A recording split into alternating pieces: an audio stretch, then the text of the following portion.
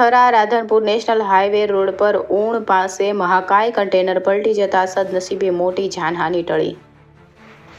બનાસકાંઠા જિલ્લાના કાંકરેજ તાલુકાના થરાથી Radhanpur national highway road પર થરાથી રાધનપુર તરફ કન્ટેનરને ગાય આડે આવતા ચાલકે સ્ટીયરિંગ પરનો કાબુ ગુમાવી દેતા પલટી ખાઈ ગયું હતું અને હાઈવે રોડ પર ટ્રાફિક સર્જાયું હતું.